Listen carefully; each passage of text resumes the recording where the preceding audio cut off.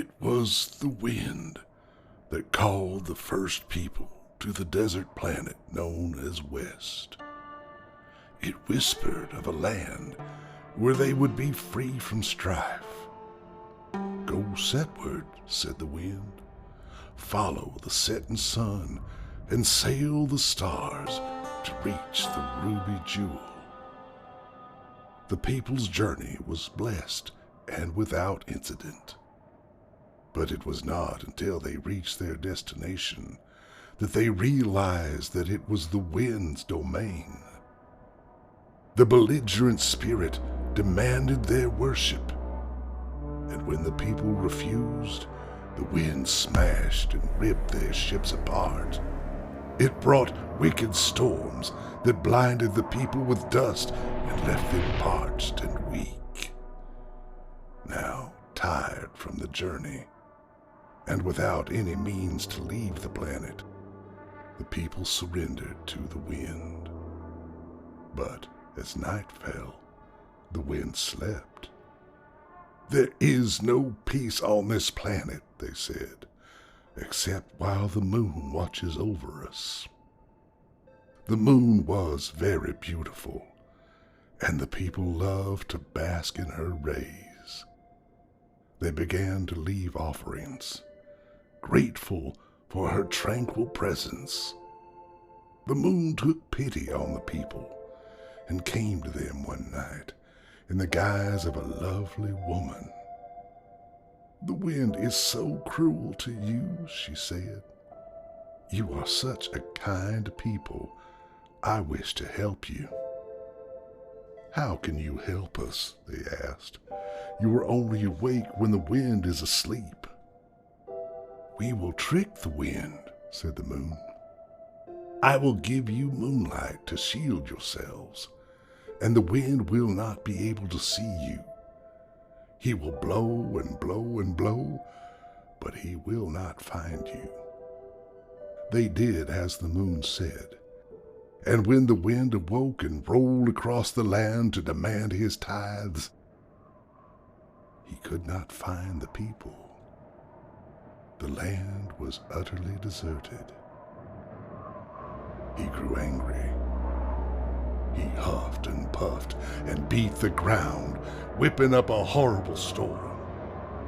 But even when he blotted out the sky with dust, he could not find the people. And every day the wind howled from sunup to sundown, furious that they had abandoned him. The people rejoiced and asked the moon how they could ever repay her. "I have grown fond of your company. I only ask that you live with me in the night and forsake the day." They were only too happy to oblige the moon, and lived happily in her light of the night.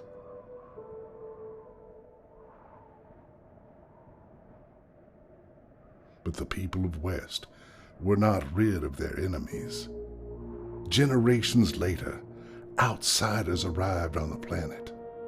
They lived as fearful and furious as the wind, decrying and damning the things they did not understand. The outsiders shattered the moonlight barriers and slaughtered the people where they slept. They destroyed every trace of them they could find. "Go," the moon cried. "I have nothing I can offer you. My celestial body cannot sustain you. You must go."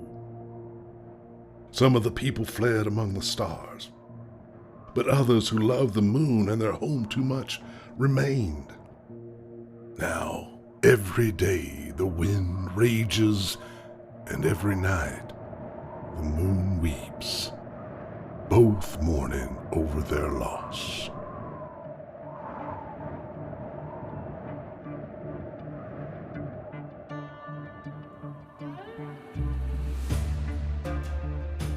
The Lost City, an audio production by Tell Me Something Studios.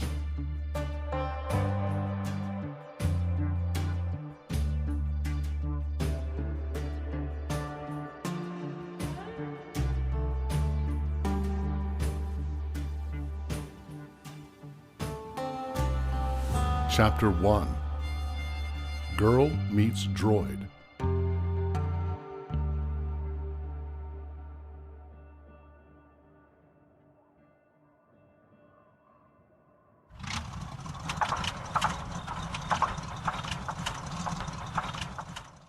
Oh, come on! Seriously?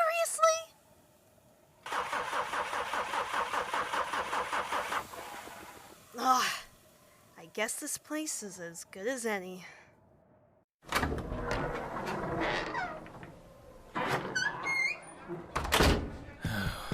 Welcome in. Water's 3 credits, and we don't serve alcohol. Do you know how to get to Zatamori? The what now? Zatamori. It's a city here on West. There is only one city on the planet, young lady, and you are in it. You're talking about the Lost City. You don't want to go out there. No place for a little girl. You know it! I have to find it. What you'll find is a slow death. That land is cursed. Only thing taming the wastes out yonder is Vedrick Braxton, and not even he'll touch it. Who? You must not be from around here. Everybody knows Vedrick Braxton, biggest carbon mine baron this side of the system. Brought a new wave of prosperity here to West. And a whole lot more dust. Always been like that. You forget about trying to get to the Lost City. When folks go out that far, they don't come back. You ever think maybe that's because they don't want to come back? You'd never survive the trek. Even the men that work out there going convoys with supplies enough for a fortnight just in case. In case what? They get lost? Lost, signal disruption, storm. A lot of things can go wrong out in the desert. Well, I guess I better stock up then. Come on, piece of junk. Come on! No! Look out! I'm so sorry. Are you all right? I am unharmed. Are you all right? Yeah, fine.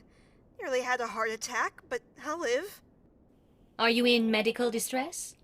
No, I'm all right. Promise. Just got a sticky engine, that's all. Do you require assistance? You sure are helpful. Generous of your operator to program you to help just anyone out. I have no operator. I am an autonomous droid. Autonomous? I've never met an autonomous droid before. We have not met. I am CIND:34679. Well, that's a mouthful. You got a nickname? My unique designation is CIND. What about Cindy? That is acceptable. Nice to meet you, Cindy. Don't usually shake hands with droids, but you're autonomous. It only seems right. I'm Trix. It is nice to meet you, Trix. Never seen a droid all dressed up. You pick out the clothes yourself? Yes. Even your necklace? Hey, that stone. Where did you get that? This? It belonged to my former operator. Who is he? Can you introduce me to him? No. He is no longer with us. Oh, do you know what that stone is? It looks just like mine. It is adularite, also known as hectorite, common name moonstone. Then maybe you know. Do you know how to get to Zatamori? Why do you want that information? Why? Droids never ask why anything. But I want to go there. I need to go there. I see. I can give you that information on one condition. What's that? You want me to pay you? No. I want you to take me with you. Why do you want to go to Zatamori? I have seen it in my dreams.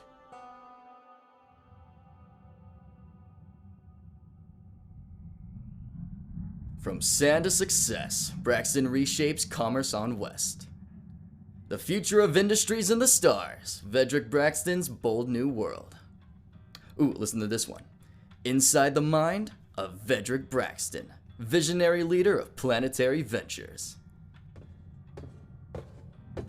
That's all well and good, sir. But what do the articles actually say? What, are you trying to keep me honest or something? Vedrick Braxton is ringing in a new age of prosperity for the desert planet West. From our inside source, we know that Braxton is closing in on his revitalization efforts. In just a few short days, the last excavators will break ground, making way for businesses to finally begin building, turning the harsh environment into a utopia for the working class. You hear that? A utopia. Well, for the most part. 3 more sites were ransacked this week. Of course they were. Don't those people know we're trying to help them? Are they insane? Maybe so, sir. But we still have 375 active sites. They've only hit just under 1% of our derricks. Hardly a kink in your plans. At this scale, that 1% is going to cost us days, weeks even down the line. Millions of units wasted. I can't have that. Send more crews to each work site. We're just going to have to drill faster than they can steal. Right away, sir.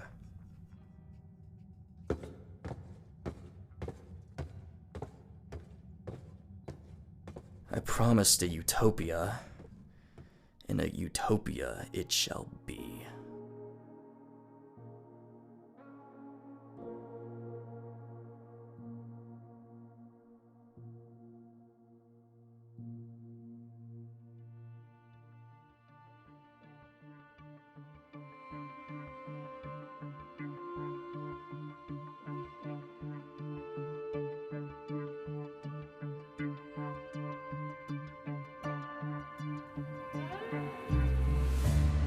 The Lost City, an audio production by Tell Me Something Studios. Julia Helsel as Trix, Sarah Mayhew as Cindy, Scott Alford as narrator, Billy Boone as bartender, David Mitchell as bar patron, Ty Chilcutt as Vedrick Braxton, Connor Chacon as Chives. Produced and directed by Jacob Ewing. Story adaptation by Jacob Ewing and T.L. Quitman, based on the original work, The Lost City, authored by T.L. Quitman. Sound design and composition by David L. Puga. Edited by Jackie Peters.